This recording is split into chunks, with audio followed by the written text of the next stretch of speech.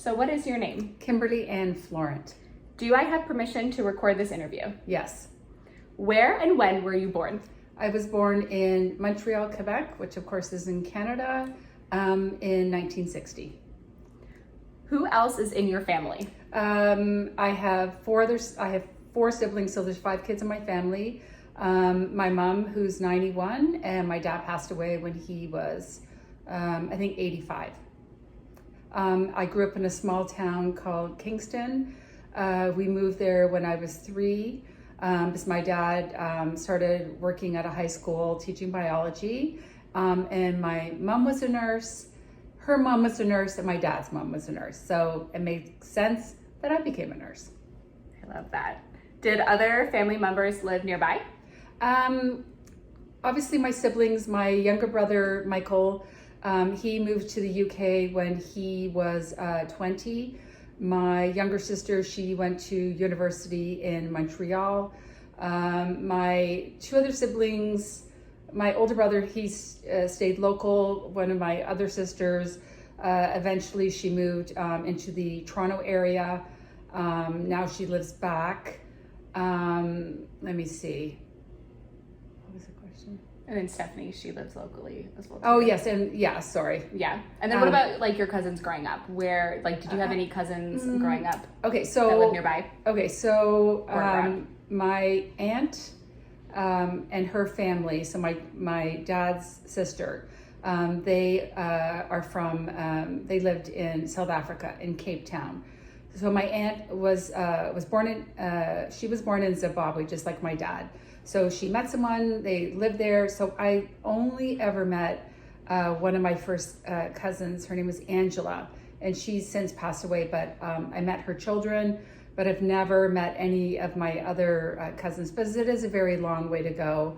2 of my other siblings have had some contact with them, but for myself, no. My mom's brother, he lived in the Toronto area as well, but his family, they moved to, it was a big promotion, so he went to Australia. So I have a couple of cousins that I met, I knew sort of off and on. Then my one cousin, he passed away when he was quite young. And then I had my dad had a first cousin, and we sort of knew their kids. I didn't know them very well. So basically everyone lived abroad. Yeah. What did your community look like outside of your family? Outside of my family, it was a different era. So like I said, I was born in 1960. So growing up, it was, knocking on someone's door. Hey, do you want to play? Hey, do you want to go on an adventure? Go out into the fields, go out into the forest, go into, just whatever, playing on the street. Big thing was riding your bicycle, going to the local pool. So it wasn't, and we didn't obviously have any technology. People didn't really watch TV. So that's pretty much how it was, I think, for most people growing up when I did. Where did your ancestors come from? Depends on how far back you want to go. I say we got to go back a couple of generations, because you've done all the research. Okay, so incredible. Well, I've just done this. I'm the 23andMe, check, DNA. And yes, Alex is my daughter. I have the DNA proof because we do not look anything alike, but she is my daughter. I have the proof. So interestingly, I'm fascinated with family and ancestors. So if you want to go, and we went back. Maybe let's do like great-great-grandparents. Oh, great. Okay, I'm going to go back too far. So my great-great-grandfather, he was born in Dublin, Ireland. My other great-great-grandmother was born in England. My mom's mom was born in Halifax, Nova Scotia. Her father was born in Maine, but he pretty much spent most of his life living in Halifax and New Brunswick. And then so then you did great-great-grandparents, grandparents, and then let's do your parents. So my dad was born in Zimbabwe. Back in the day, it was called Rhodesia. I can't remember when that changed. Did he move out when he was 18? My dad immigrated to Canada, I believe he was 20. Okay, 20. And then when he arrived, he worked up in the north on what's called an early defensive warning system. And then he went to university in Montreal, which is where he met my mom. Yeah. So Dad was born in Zimbabwe and my mom was born in New Brunswick. And then what games did you play when you were young? Like I said, when you were like a teenager, someone had a record player, that was sort of a big thing. Or you would go to the mall, you'd hang out. Essentially, like you might sleep over at someone's house, but you just basically hung out with whoever was available in the neighborhood, and then you would just ride your bikes. But this was back in the day when, kids were not supervised.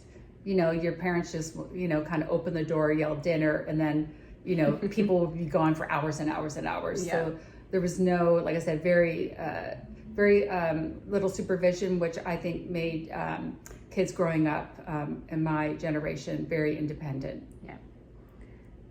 Let's see, tell me about your grammar and high school education. I went to a Catholic elementary school called Our Lady of Lourdes.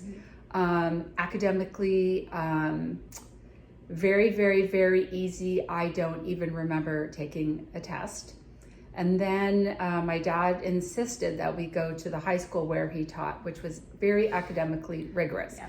So I went from easy breezy elementary school to being essentially blown out of the water when I went to high school.